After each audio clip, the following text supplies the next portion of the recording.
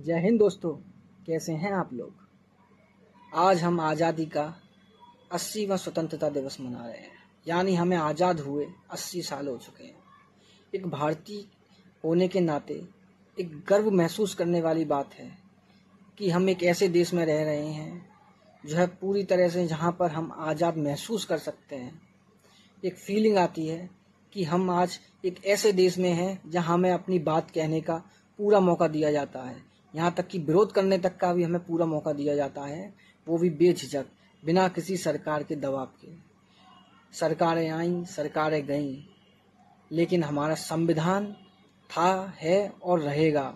यही खास बात है देश भारत की कि जहाँ पर हमारे पड़ोसी देश जैसे कि नेपाल, बांग्लादेश या पाकिस्तान, जहाँ पर अस्थिरता महसूस होती है, जहाँ पर लोग स्थिर महसूस नहीं करते, या आप कह सकते हैं आज़ाद होते हुए भी ये देश आज़ाद नहीं है, वहीं एक हमारा हिंदुस्तान है जहाँ तरह तरह के हिंदू, मुस्लिम, सिख, ईसाई यानी कितने सारे लोग रहते हैं, लेकिन फिर भी हम बड़े प्यार से, बड़ी मोहब्बत से रहते हैं।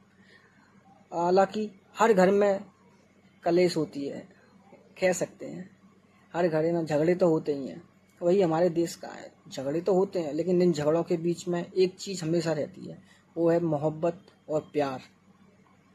हम आज़ाद हो गए हैं। इन 80 सालों में स्वास्थ्य बदला, शिक्षा बदली, सब कुछ बदला, सरकारें बदली, लोग बदले, हमारा सिस्टम बदला, हमने काफ़ी डेवलप किया। लेकिन एक सवाल हमेशा रह गया, हम विकासशील देश ही क्यों रह गए, हम विकसित अब तक क्यों नहीं हुए। यहाँ तक कि मैं भी काफ़ी समय से सुनता आ रहा हूँ कि हम विकसित देश की तरफ जा रहे हैं, विकसित देश की तरफ जा रहे हैं, लेकिन हम अभी तक जा नहीं पाए। क्या हो सकता है?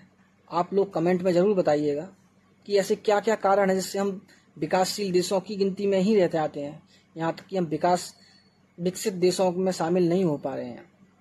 हालांकि इसकी मैं सबसे बड़ी वजह जानता हूँ, राजनीति।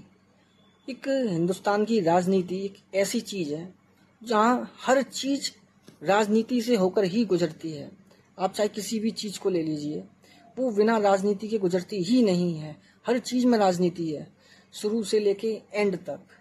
और कहीं ना कहीं हम अपने राजनेताओं को भगवान मान बैठे हैं, या गलती हमारी ही है जो हम विकसित नहीं हो पाए, क्योंकि हम अभी भी आज़ाद होते हुए भी हम कहीं ना कहीं जातिवाद, धर्म या अन्य ऐसी कई वजह हैं जिसमें हम बंधे हुए हैं, और हम मानसिक तौर पर अभी भी आज़ाद नहीं हैं।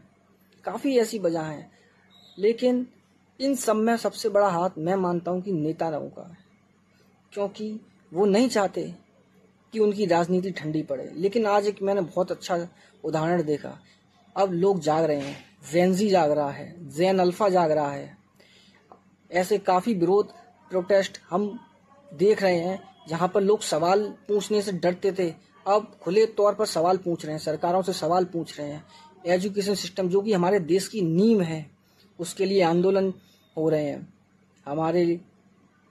हम जैसे लोगों के लिए ये एक बहुत बड़ा उदाहरण कह सकते हैं, क्योंकि किसी चीज़ का विरोध करना बहुत ज़रूरी है। बदलाव जब ही आता है जब आप खुद को बदलोगे। नेता कोई भगवान नहीं है, कोई राजनेता कोई भगवान का दर्जा नहीं दिया जाना चाहिए।